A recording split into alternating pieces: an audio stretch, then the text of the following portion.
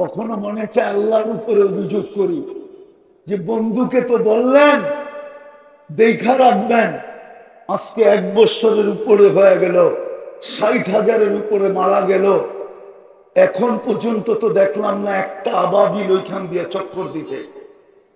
বন্ধুকে তো বললেন দেখা রাখবেন। কোরআনে তো বললেন উলাইকা লাহুমুল আমান, নিরাপত্তার চাদর দিয়ে তোদেরকে জায়গা রাখবো। আজ তো যেদিকে তাকাই ওই হাদিস সত্য হইতে চলল যে একদিন আসবে তোমাদের সংখ্যার অভাব হবে না, তোমরা সংখ্যায় অনেক হবে, কিন্তু চতুর্দিক থেকে মানুষ তোমাদেরকে খাওয়ার জন্য এরকম ভাঙ্গা পড়বে যেরকম সুস্বাদু খাওয়ার জন্য মানুষ ভাঙ্গা পড়ে। আজ তো দেখতেছি এরকম। কেন? এই জন্যই আমার কথা শুরুটা ছিল দুরবস্থা। আজকে আমাদের দুরবস্থা চোখে দেখতেছি, দুরবস্থা। আর হবে না কেন? আল্লাহর হুকুম তো মানে না, ওয়াজ তো ওয়াজ হয় না, হট্টগোল হয়। যদি মনোযোগ দিয়ে শুনতো আর পরিবেশটা যদি নির্জুম হইতো তাহলে তো 2টা পুরস্কারের ওয়াদা ছিল। প্রথম গুনাহ মাফ, ইরজিউ মাগফুরান লাকুম, যাও গুনাহ মাফ। দ্বিতীয় পুরস্কার তো ছিল গুনার জায়গা যেটা খালি হইল, নেকি করো আর না করো আমাদের পক্ষ থেকে নেকি দিয়া ভরা দিব। বুদ্দিলা সাইয়্যাতিকুম হাসানা। কিন্তু ওয়াজ তো ওয়াজ হয় না, শুধু হট্টগোল। মনোযোগ দিয়ে তো শুনি না, আল্লাহর হুকুম তো এখন মানতেছি না। আল্লাহরও ধারদারি না, নবীরও ধারদারি না। তো আমাদের উপরে আপনি দেখেন, বলো হুজুরদের বিবেকের কাছে আমার বিচার, হুজুরদের বিবেকের কাছে আমার বিচার। হ্যাঁ, বিবেকের কাছে বিচার। পোশাকের শো হবে, পোশাকের শো, ঠিক না? কি পোশাকের শো বোঝেন? পোশাক কোম্পানির শো হবে। শো মানে বোঝেন না? মেলা হবে, মেলা। আমাদের যেরকম মেলা হয়, 2 দিন আগে সৌদিতে পোশাক কোম্পানিওয়ালাদের মেলা হয়েছে, আর ওই মালায় উলঙ্গ ডান্স হয়েছে, উলঙ্গ ডান্স। আপনি নাউজুবিল্লাহ পড়েন কেন? আমাদের দেশে হয় না? হয় নাই? আমাদের দেশে হয় নাই? বাইতুল মুকাররমের মসজিদের আজান বন্ধ হয় নাই? স্টেডিয়ামের ডান্স আর নাচের কারণে হয় নাই? হয় না? না হয় নাই? সব ভুলে যেতেছেন ইতিহাসের পাতা থেকে। আমাদের দেশও তো হয় না? হয় না? হ্যাঁ, হয় না?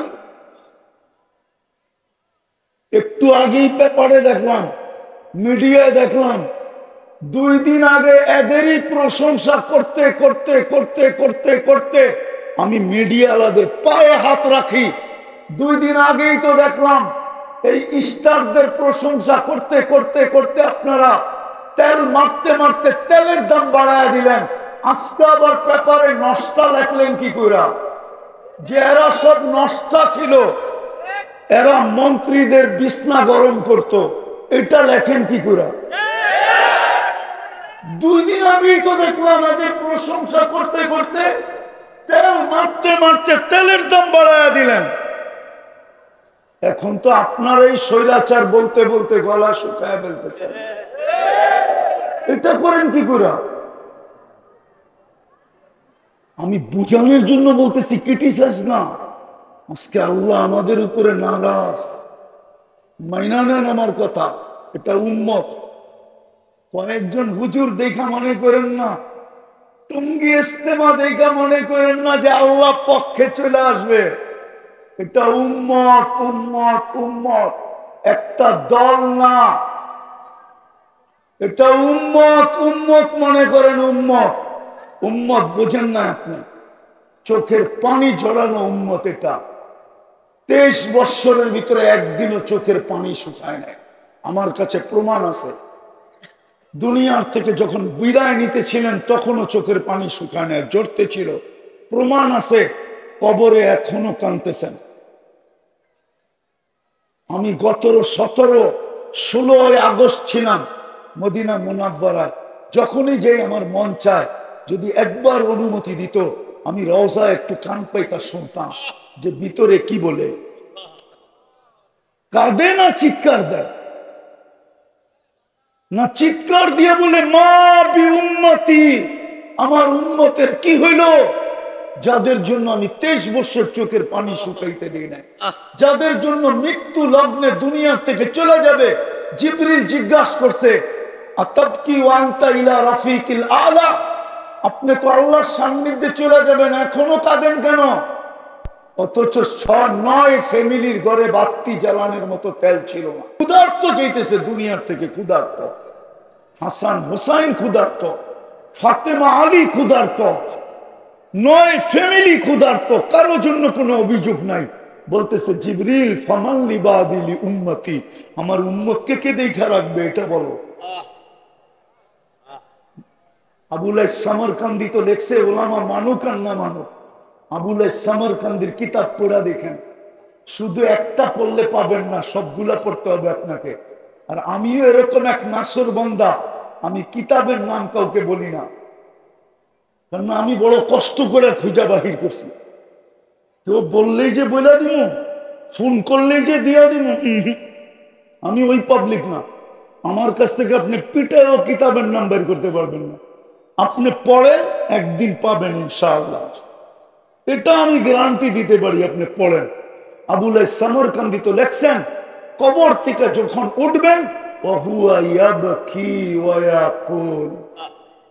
চোখে পানি থাকবে, মুখে চিৎকার থাকবে, জিবরিল চতুর্দিকেই তো ফাঁকা, ময়দান তো ফাঁকা, উম্মত তো দেখি না, উম্মত কোথায়? জিবরিল সান্ত্বনা দিবে মা শাক্কাল আরদা আহাদুন ইল্লা আনতা, আপনি ব্যতীত জমিনের উপরে কেউ ওঠে নাই, উম্মত কোত্থেকে উঠবে? আপনি শান্ত হন। পরেরটা শুনবেন, আমার জাতিকে তো দেখি এখনই যে অবস্থা দেখতেছি, ইলেকশন তো বহুত দূরে, ঠিক না? হ্যাঁ, এখনই তো অবস্থা অন্যরকম না? কি কন? ইলেকশন আইলে তো আরো দেখবো, ঠিক না? অতীতও তো দেখছি, ঠিক না? ইউনিয়ন পরিষদের একটা চেয়ার পাওয়ার জন্য মরতে রাজি ছিল, মারতে রাজি ছিল। কত বাচ্চা এতিম হয়ে গেছে, কত নববধূ বিধবা হয়ে গেছে। আপনার নবীজি তো কিয়ামতের দিন মাকামে মাহমুদ পাবে। ওলামা বলুক তো, বৈশা দেখবে কিনা চেয়ারটা কিরকম বানাইছে, বলুক না। চেয়ারে তো বসবেন না। দুটা জবাব দিছে, আমি বসলাম, চেয়ার যদি আমাকে উড়ায় নিয়ে জান্নাতে চলে গেল, আমার উম্মতের কি হবে? দ্বিতীয় জবাব দিছেন, আমি তো চেয়ারে চেয়ার আমার মানি, আমি হাত রাখা প্রমাণ করলাম এটা আমার, কিন্তু আমি বসবো তো বসবো কি করে? উম্মতকে তো বইলা আসছি মাউইদুকুমুল হাউজ, হাউজে সাক্ষাৎ হবে, আমি হাউজে যে অপেক্ষা করব, উম্মত যেন আমার অপেক্ষা না করে। আসতে দেরি, আমি পিপাসিত উম্মতকে পানি পান করাইতে দেরি করব না, আমি হাউজে ছুটে যাব, উম্মতকে পানি পান করাবো, আবার আমি মিজানে ছুটে যাব। পাল্লা যদি সামনে না ঝোঁকে তো আপনার প্রতিশ্রুতি আছে সাল তু তা, আমাকে চাইলে দিবেন, আমি চাওয়ার হাত উঠায় দিব। আপনি বলে দিছেন আমাকে সাফি তু সাফা, সুপারিশ করলে মঞ্জুর করবেন, আমি ওইখান থেকেই সুপারিশ করতে শুরু করব। আমি মিজানে দৌড়াবো, আমি বসবো তো বসবো কখন? তৃতীয়, আমি পলসেরাতের ওইখানে চলে যাব। উম্মত যদি পার না হইতে পারে তো দুরুদের গাঠি মাথায় দিয়া পার করায় দিব। ইমাম কুরতুবী লেখছে, আমি লিখি নাই, ইমাম কুরতুবী রহমতুল্লাহ আলাইহি লেখছেন, কিতাব পড়া দেখেন, দুরুদের গাঠি দিয়ে উম্মত পার করায় দিব। আমি 3 জায়গায় ছড়তে থাকবো আর চিৎকারের মাধ্যমে আপনার রহমতের সমুদ্রে তরঙ্গ উঠাইতে থাকবো। আমি তো চিৎকার দিব উম্মতি উম্মতি বইলা, আর আপনার রহমতের তরঙ্গে, রহমতের সমুদ্রে তরঙ্গ উঠতে থাকবে, আর আপনি বলতে থাকবেন সালতুতা শাফি তুষাফা, সালতুতা শাফি তুষাফা। বন্ধু চাইতে থাকেন, আমি দিতে থাকবো। বন্ধু সুপারিশ করতে থাকেন, আমি মঞ্জুর করতে থাকবো। এই ওয়াদা তো আপনার সাথে আমার। সাউফা ইউতিকা রাব্বুকা ফাতারদা।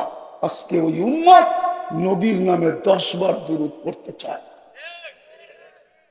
দুরবস্থা হবে না তো হবে না কেন? আসেন ফিরে আসি। আজকে সময় আসছে, নাইলে কিন্তু হাদিসের 2 জিনিস সত্যায়িত হবেই হবে। এই উম্মতকে আখেরাতে শাস্তি তেমন দিবেন না, যা দেওয়ার দুনিয়াতেই দিবেন। এটাও আল্লাহ রসুল থেকে আছে, কানজুল উম্মালে আছে, ইবনে মাজায় আছে, নেহায়া ফিল ফেতানে আছে, সমস্ত ফেতনার কিতাবে আছে। এই উম্মতকে শাস্তি বেশিরভাগ দুনিয়াতে দিবেন, কেননা বন্ধুকে লজ্জিত হইতে দিবেন না কিয়ামতের দিন। এটাই অঙ্গীকার, লা ইউখজিকা ফি উম্মতি। তো বলছে শাস্তি কিভাবে দিবে? বলছে অনার্থক হত্যা হবে, হত্যা। আজকে অনার্থক হত্যা হইতেছে ফিলিস্তিনে, কারণহীন হত্যা, কোনো কারণ নাই। যে মারছে ও জানে না। নাইলে বলেন 1 কাপ চায়ের জন্য গুলি, চায়ের দাম কত? যুবকরা আমারে বলুক না বিচির দাম কত। আপনারা বিচি বুঝবেন না, যারা বিচি বোঝার ওরা বুঝছে বিচি কারে কয়। মনে হয় বোঝেন নাই বিচি। আরে বুঝছে বুঝছে বুঝছে, যারা বুঝার ওরা বুঝে ফেলছে বিচির দাম কত।